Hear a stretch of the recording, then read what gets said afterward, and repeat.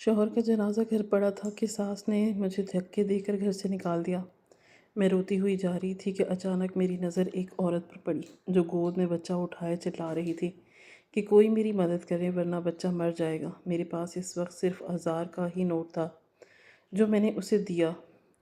وہ بہت خوش ہوئی اور مجھے دعا دے کر بولی کہ واپس اپنے گھر جا، جو تجھے ایسی خوشی ملے گی کہ جو کبھی کسی عورت کو نہ ملی ہوگی۔ میں حیران ہوئی، بھلا مجھے کیا مل سکتا ہے؟ یوں تجسس میں واپس سسرال گئی تو مجھے جیسے ہی نظر شوہر کے جنازے پر پڑی تو سر پر آسمان ٹوٹ پڑا۔ میرا شوہر آج کام سے جلدی گھر واپس آ گیا تھا۔ میں نے اسے کہا کہ تم نہا لو، میں کھانا لگاتی ہوں۔ میں اور میری ساس کھانا کھا چکی تھی، صرف میرا شوہر ہی رہتا تھا۔ میں جلدی سے کچن میں گئی، فریج کھولا تو دوپہر کا بچا سالن پڑا تھا۔ میں نے جلدی سے نکال کر وہ گرم کیا اور ساتھ میں تازہ روٹیاں بھی بنا لی۔ اس کے بعد میں نے چولہے پر چائے کا پانی بھی چڑھا دیا، کیونکہ ہم سب کی عادت تھی کہ ہم کھانے کے فوراً بعد چائے پیتے تھے۔ میں کھانا لے کر باہر آ گئی۔ میرا شوہر اور ساس تخت پوش پر بیٹھے ہوئے تھے۔ میں نے کھانا نکال کر شوہر کے سامنے رکھا، وہ کھانے لگا۔ ہم تینوں کے درمیان خاموشی چھائی ہوئی تھی، جبکہ میری ساس کے چہرے پر ایک پرسرار مسکراہٹ تھی جو مجھے کچھ غلط ہونے کا سندیسہ دے رہی تھی۔ لیکن میں نے اپنے اس خیال کو جھٹک دیا۔ میں نہیں جانتی تھی کہ میری زندگی میں کون سا طوفان آنے والا ہے۔ میں اٹھ کر کچن میں گئی، دیکھا تو چائے ابل چکی تھی۔ میں نے چائے کپ میں ڈالی اور ٹرے اٹھا کر باہر کی جانب بڑھی، لیکن آگے کا منظر دیکھ کر میرے اوزان خطا ہو گئے۔ مجھے ایسے لگا کہ جیسے کسی نے میری جان نکال دی ہو۔ میرا شوہر تخت پوش پر آڑا ترچھا پڑا ہوا تھا اور زور زور سے اپنا سینہ مسل رہا تھا۔ میری ساس اس کے ہاتھ پیر مل رہی تھی اور ساتھ ساتھ کہہ رہی تھی کہ کیا ہوا نذیر، تجھے کیا ہو رہا ہے؟ کچھ تو بتا۔ میری ساس اونچی اونچی رو رہی تھی۔ میں بھاگ کر اپنے شوہر کے پاس پہنچی۔ اگلے ہی لمحے میری چیخ بے ساختہ بلند ہو گئی۔ میرے شوہر کا سارا جسم نیلا پڑ رہا تھا اور اس کے چہرے سے منہ سے جھاگ بہہ رہی تھی۔ وہ اپنا گلا پکڑ کر بن پانی کی مچھلی کی طرح تڑپ رہا تھا۔ اس سے پہلے کہ میں کچھ سمجھتی اور کسی کو مدد کے لیے بلاتی، اچانک میرے شوہر کا جسم ساکت ہو گیا۔ اس کی آنکھوں کی پتلیاں بے جان ہو گئیں اور 2 منٹ میں میری دنیا ویران ہو چکی تھی۔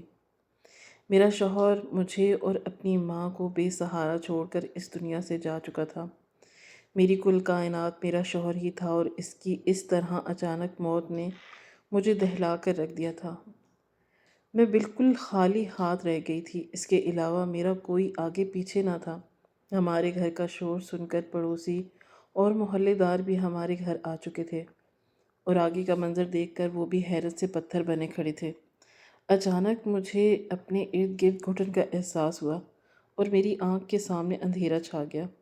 مجھے اپنے آس پاس کی ساری چیزیں چکراتی ہوئی محسوس ہوتی تھیں۔ میں نے دیوار کا سہارا لینا چاہا لیکن سب بے سود۔ اگلے ہی پل میں اپنے سارے وزن کے ساتھ زمین بوس ہو گئی۔ جب مجھے ہوش آیا تو میں نے خود کو اپنے کمرے میں پایا۔ میرا سر ابھی تک بھاری تھا۔ میں نے ناسمجھی سے ادھر ادھر دیکھا۔ اگلے ہی پل میرے شوہر کا ساکت وجود میری نظروں کے سامنے آ گیا۔ میں جلدی سے اٹھ کر باہر بھاگی۔ صبح ہو چکی تھی اور میں پوری رات بے ہوش رہی۔ میں بھاگ کر پہنچی تو دیکھا کہ میرے شوہر کا جنازہ صحن میں پڑا تھا اور میری ساس اس کی چارپائی سے لگ کر بیٹھی ہوئی تھی۔ اس کی آنکھوں دیکھ کر لگتا تھا کہ جیسے وہ پوری رات روتی رہی ہو۔ جوان بیٹے کی موت کا غم تھا۔ آخر ایک ماں اور کرتی بھی کیا؟ جیسے ہی جنازے کے پاس پہنچی تو محلے کی عورتیں مجھے دیکھ کر ایک دوسرے سے کہنے لگی کہ لو دیکھو، ہو گئی مہارانی کی صبح، کیسی بے شرم شوہر لڑکی ہے، شوہر کا جنازہ پڑا ہے اور یہ اپنی نیندیں پوری کر رہی تھی۔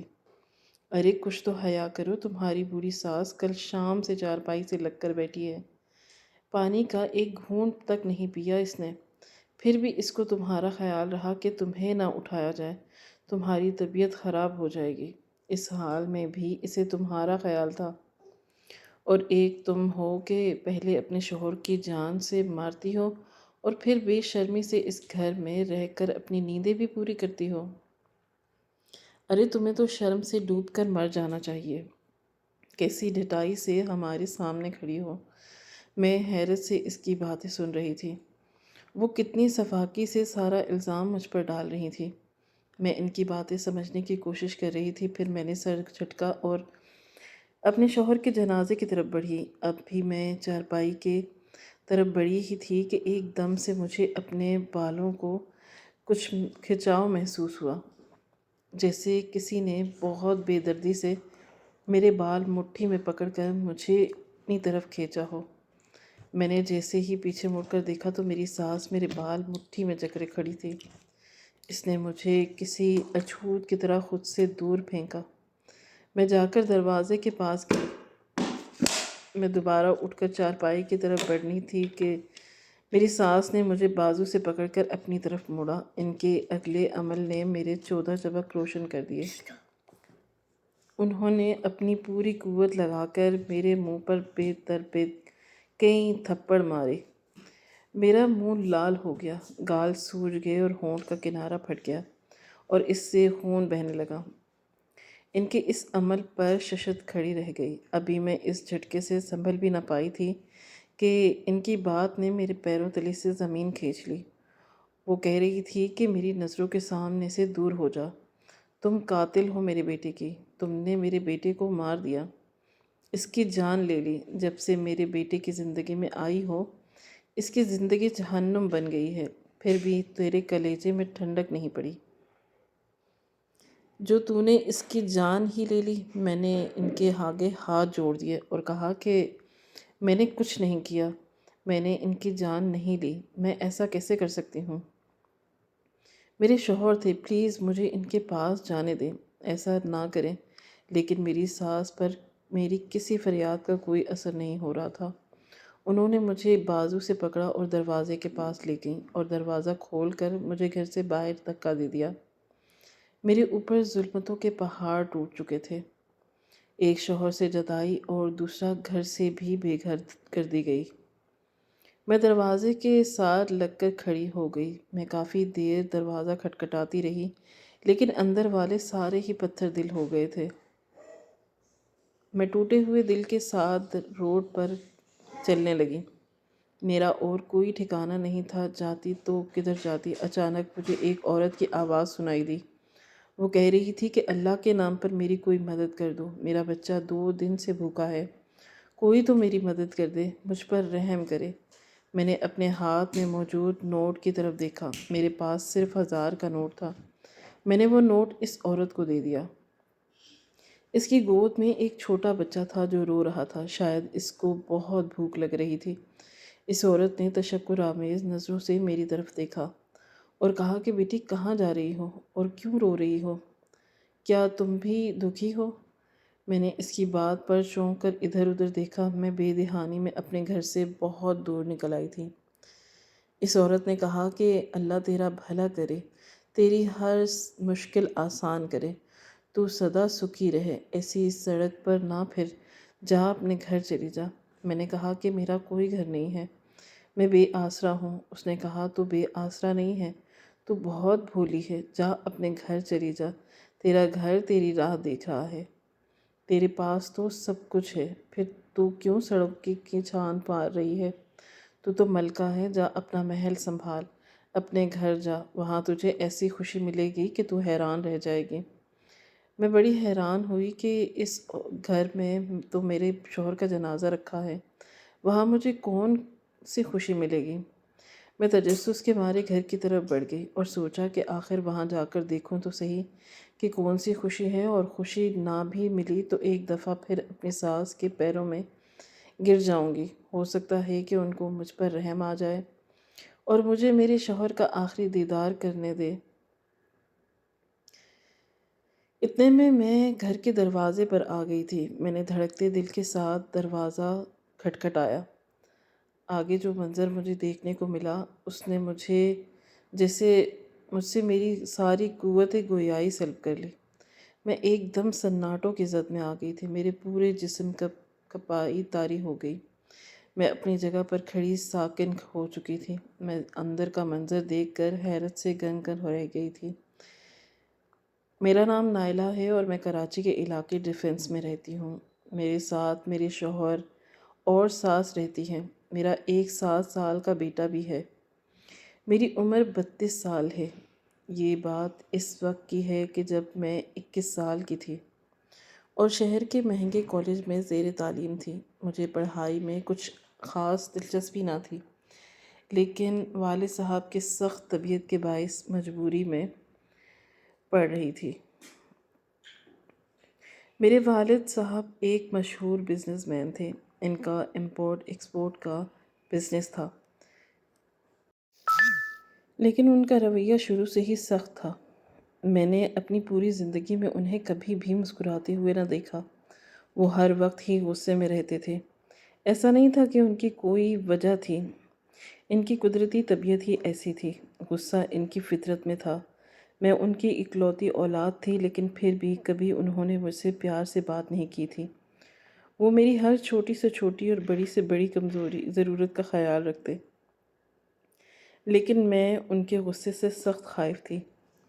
میں اور میری ماں ہمیشہ بھونک بھونک کر قدم رکھتے تھے اور اس چیز کا خاص خیال رکھا جاتا کہ کوئی بھی بات ان کی مرضی کے خلاف نہ ہو۔ ماں بھی ایک پڑھی لکھی خاتون تھی اور وہ میرے والد کی طبیعت کے خلاف انتہائی سنجیدہ، شفقت اور مہربان تھی۔ مجھے باپ کے رویے نے متفرق کر دیا تھا۔ حد سے زیادہ سختی بھی انسان کو باغی بنا دیتی ہے۔ میرے ساتھ بھی کچھ ایسا ہی ہوا۔ اس دن جب میں کالج سے واپس آئی تو ہمارے ڈرائنگ روم میں والد صاحب کے بزنس پارٹنر اپنی فیملی کے ساتھ بیٹھے ہوئے تھے۔ والد صاحب کے بزنس پارٹنر کا اکثر گھر آتے رہتے تھے۔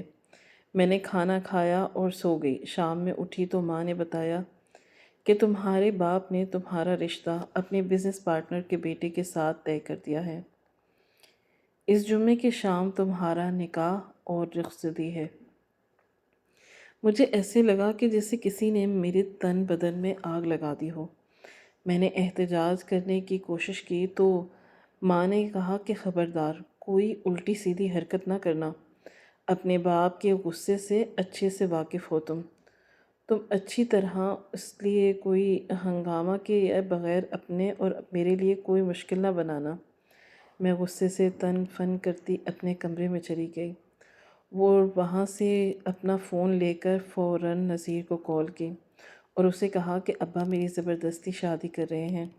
تم پلیز اگر کچھ کر سکتے ہو تو کرو۔ تمہارے علاوہ میں کسی اور سے شادی نہیں کروں گی۔ نذیر نے مجھے کہا کہ تم فکر نہ کرو، میں جلد ہی کوئی انتظام کرتا ہوں۔ میں بہت پریشان تھی۔ دراصل میں اپنی کلاس فیلو سے بہت محبت کرتی تھی۔ نذیر ایک خوش شکل لڑکا تھا۔ اس کا تعلق مڈل کلاس گھرانے سے تھا، لیکن میں اس کے لیے کچھ بھی کر سکتی تھی۔ وہ بہت اچھا انسان اور ایک ذہین اسٹوڈنٹ تھا۔ اس کے گھر میں صرف اس کی ماں اور وہ رہتے تھے۔ والد کا انتقال ہو چکا تھا اور جبکہ ایک بڑی بہن تھی جس کی شادی ہائی کلاس لوگوں میں ہو چکی تھی۔ نذیر کے والد کا چھوٹا کاروبار تھا جس کو اب نذیر ہی سنبھالتا تھا۔ میں بھی اس کے ساتھ خوش تھی اور ویسے بھی میں نے کبھی پیسے کا غرور نہیں کیا تھا۔ دن گزرتے گئے اور میرے نکاح کا دن آن پہنچا۔ نذیر اور اس کی ماں اگلے دن میرا رشتہ لے کر آئے تھے، جس پر میرے والد نے ان کی بے عزتی کر کے ان کو گھر سے نکال دیا۔ اس کے بعد سے انہوں نے میرا کالج جانا ہی بند کر دیا تھا اور میرا موبائل بھی لے لیا۔ میں بہت زیادہ الجھن میں تھی کہ اب میں کیا کروں گی۔ خیر، میرے پارلر جانے کا وقت ہوا۔ اماں نے میری سہیلی کو میرے ساتھ بھیجا اور مجھے سختی سے کہا کہ وقت پر پہنچ جانا۔ ہم ان سے اجازت لے کر نکل آئے، باہر نکلے اور گاڑی میں بیٹھ کر ڈرائیور کے ہمراہ پارلر کی سمت جانے لگے۔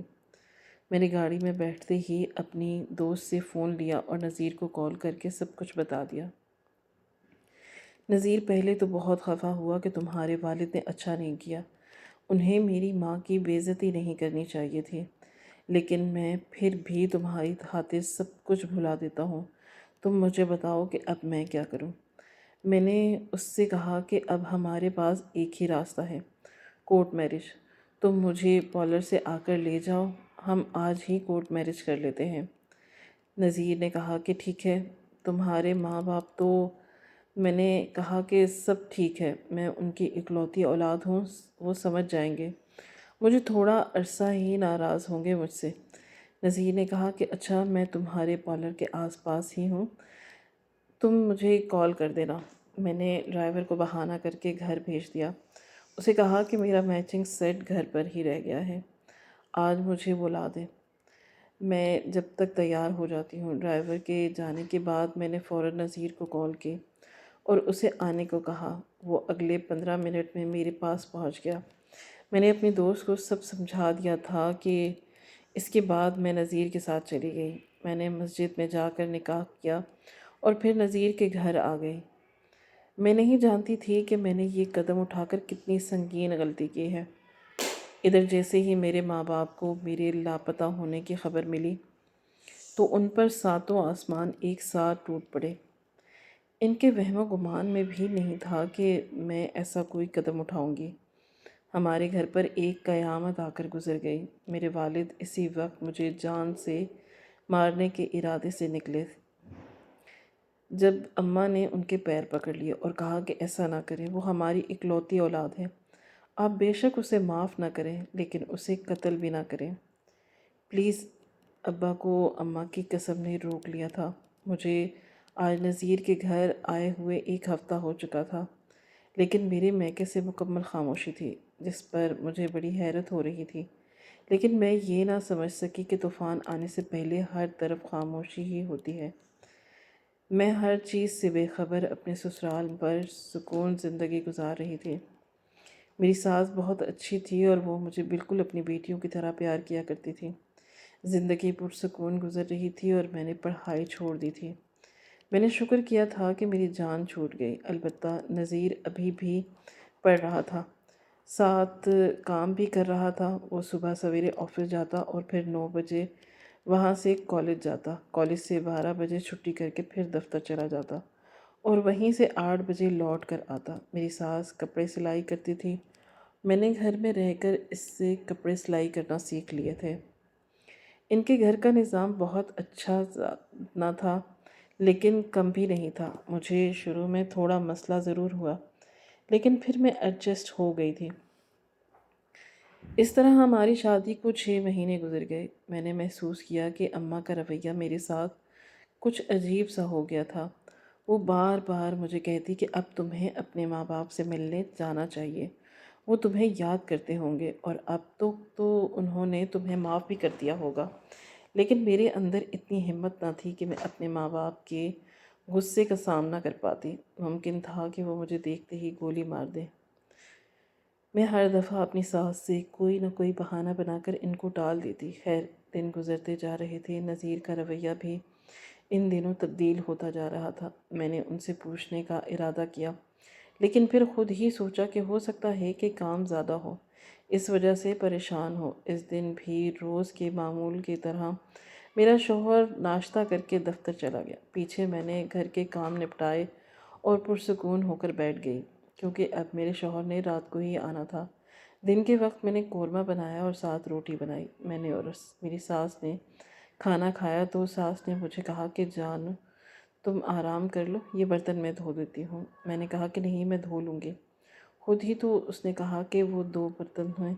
تو کچھ دیر سوچا تو پھر تم نے کپڑے بھی سلنے ہیں۔ میں چاروں ناچار ان کی بات مان گئی اور کمرے میں آ کر لیٹ گئی۔ ابھی کچھ ہی دیر گزری تھی کہ دروازے پر دستک ہوئی اور ساتھ ہی میرے شوہر کی موٹر سائیکل کی آواز آئی۔ مجھے بڑی حیرت ہوئی کہ آج وہ جلدی آ گئے۔ جا کر دروازہ کھولا، اتنے میں میری ساس بھی باہر آ گئی، تخت پوش پر بیٹھ گئی۔ اس نے میرے شوہر سے جلدی آنے کی وجہ پوچھی تو اس نے کہا کہ آج کالج سے چھٹی تھی اور دفتر میں بھی کوئی کام نہیں تھا، اس لیے جلدی آ گئی۔ میں نے شوہر کو کھانا دیا اور چائے لینے اندر گئی۔ واپس آئی تو میرا شوہر مر چکا تھا۔ یہ منظر نہ دیکھ پائی اور بے ہوش ہو گئی۔ جب مجھے ہوش آیا تو صبح ہو گئی تھی۔ میں نے اپنے شوہر کے جنازے کے پاس جانا چاہا تو مجھے کہا کہ تم قاتل ہو۔ اس نے مجھے گھر سے نکال دیا۔ میں سڑک پر چلتی جا رہی تھی جب مجھے ایک عورت کی آواز سنائی دی۔ اسے مدد کی ضرورت تھی۔ میں نے اس کی مدد کی تو اس نے مجھے گھر جانے کا کہا اور کہا کہ تمہیں ایسی خوشی ملے گی کہ جو آج تک کسی عورت کو نہیں ملی۔ میں تجسس کے ہاتھوں مجبور ہو کر گھر پہنچی۔ جیسے ہی دروازہ کھولا تو میرے اوزان ختم ہو گئے۔ دروازہ کھولتے ساتھ ہی میرے اوپر پھولوں کی بارش ہونے لگی۔ گلاب کی تازہ پتیاں میرے اوپر مسلسل گر رہی تھیں، جن سے خوشبو آ رہی تھی۔ میں نے نظر اٹھا کر دیکھا تو میرے شوہر کا جنازہ غائب تھا، ساتھ ہی سارے لوگ بھی غائب تھے۔ گھر کو پھولوں کی مدد سے سجایا گیا تھا اور میرے پاؤں کے نیچے بھی ڈھیر ساری پتیاں بچھا کر اندر پہنچنے تک ایک راستہ بنایا گیا تھا۔ میں بڑی حیران ہوئی کہ یہ سب کیا ہے۔ یہ تو ماتم والا گھر تھا، یہاں تو ماتم ہونا چاہیے تھا، پھر یہ سب کیا ہے؟ میرے شوہر کا جنازہ کہاں گیا؟ میری ساس کہاں گئی؟ مجھے کچھ سمجھ نہیں آ رہا تھا۔ میں ان پھولوں کی پتیوں سے گزرتے ہوئے اندر کی طرف بڑھی تھی۔ میری ساس کے کمرے سے باتوں کی آواز آ رہی تھی۔ اندر سے آنے والی آوازیں سن کر مجھے اپنے کانوں پر یقین نہیں آیا۔ مجھے اس عورت کی باتیں سچی لگنے لگی تھیں۔ اس نے صحیح کہا تھا کہ میں بے آسرا نہیں بلکہ بھولی اور کم عقل ہوں۔ میرے ناک کے نیچے اتنی گھناؤنی سازش رچائی گئی، لیکن میں بے خبر تھی۔ کیسے محبت کی آڑ میں میرے ساتھ اتنا گندا کھیل کھیلا گیا۔ مجھے بے تحاشا اپنی عقل پر اور کم عقلی پر غصہ آیا۔ میں نے کیسے ایک شخص کو اتنا موقع دے دیا کہ وہ آ کر میری زندگی سے کھیل گیا۔ میری ساس میرے شوہر سے کہہ رہی تھی کہ ساری تیاری ہو گئی ہے، تم جاؤ اور اسے کہیں سے بھی ڈھونڈ کر لاؤ۔ میرے شوہر نے کہا کہ میں تو اس کی نظر میں مر چکا ہوں، وہ کیسے آئے گی میرے ساتھ؟ تو میری ساس نے کہا کہ وہ بہت بھولی ہے، تم اس کے سامنے کوئی بہانہ بنا دینا، کہہ دینا کہ میں بے ہوش ہوا تھا، تم لوگوں نے مردہ سمجھ لیا۔ میں کیا کر سکتا ہوں؟ کچھ بھی کرو، کسی بھی قیمت پر اسے واپس لے کر آؤ۔